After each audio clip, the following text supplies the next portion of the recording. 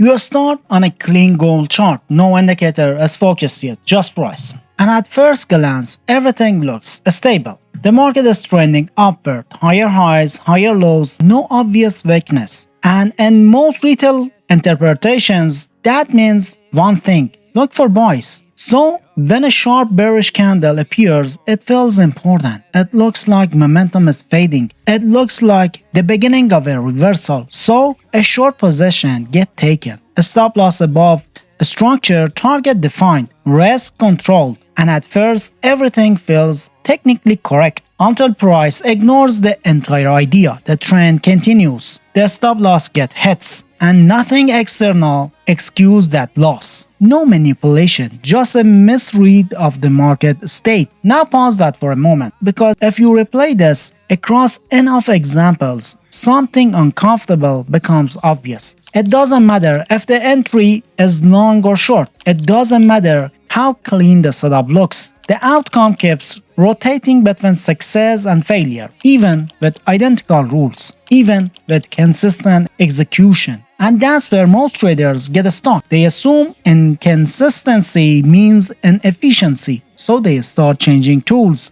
adjusting entries, switching indicators, optimizing timing, but the result doesn't stabilize because the problem was never execution, it was classification. Markets doesn't operate in a single condition. They rotate through states, and each state rewards completely different decisions. If you don't identify the state correctly, even a good system becomes unreliable. So instead of thinking in setups, you have to think in market regimes. There are three that matters here: expansion, compression, transition. Expansion is when direction dominates. Price moves with intent, structure, lines, follow through exists. Compression is the opposite. Price loses direction, momentum contracts, decisions becomes noisy. And then there's transition, the most dangerous state, because it resembles change without confirming it. It creates the illusion of a new trend forming before a structure actually shifts. And this is where most losses occur. Now we introduce RSI, but not in its traditional interpretation. Forget overbought and oversold levels. That model is too slow and too reactive for actual market behavior. Here, RSI is used differently as a participation model, a way to measure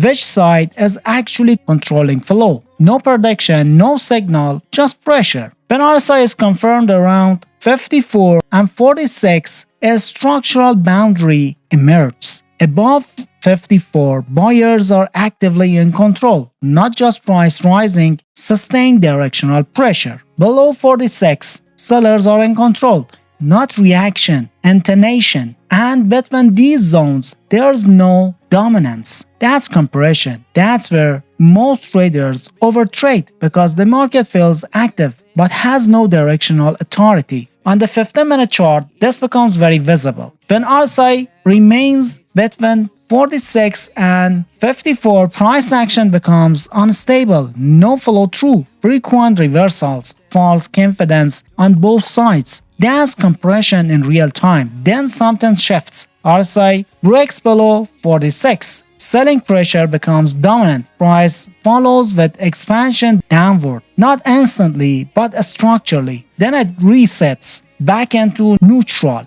Price compresses again, then RSI breaks above 54 and expansion begins upward. This cycle repeats continuously, not randomly but conditionally. So the key realization is this: RSI is not forecasting direction, it is revealing which force is already active. That changes everything because now you're not reacting to signals, you're reading conditions. Now we layer a structure on top. Moving averages, not as entry triggers, not as signals, but as a structural boundaries of regime. When price holds above layered moving average structure, the market is in an expansion bias upward. When it breaks and sustained below, the regime shifts downward over time, not immediately, because market do not switch state instantly. They transition slowly. Then decisively. Now we combine everything on the 1-hour gold chart. First filter, structure. Price must be above the moving averages framework to even consider bullish conditions. If it is not, nothing else matters yet. No entries, no anticipation, just observation. Then we wait for a pullback, not a reversal, a pullback inside a dominant structure. Now the real question becomes, is this pullback weakness or internal pressure inside the trend? RSI answers that. If the RSI dips below 46 while a structure remains bullish, it does not automatically signal reversal. It signals internal selling pressure inside a dominant buying environment, not distribution.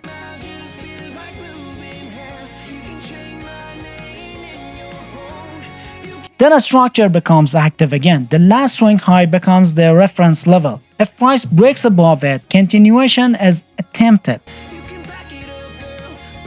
But even then, nothing is assumed because breakout alone is not confirmation. It's only intention. Confirmation only happens when RSI reclaim above 54 after breakout. At that point, all three conditions align. A structure is bullish, momentum is expanding, participation is confirmed. That alignment is what actually defines a valid opportunity. Not the breakout itself, not the pullback itself, but the convergence of conditions. Risk remains fixed and mechanical. If price breaks below the last swing low or validates structural positioning, the idea is invalidated immediately. No hesitation. Exit is automatic. Target remains at 1.5 risk, not because it is optimal, but because optimization leads to inconsistency, and inconsistency destroys long-term statistical edge. So the focus is not maximizing each trade, it is maintaining behavioral consistency across regimes. Now invert the entire model. Downtrend structure behaves identically, only orientation changes.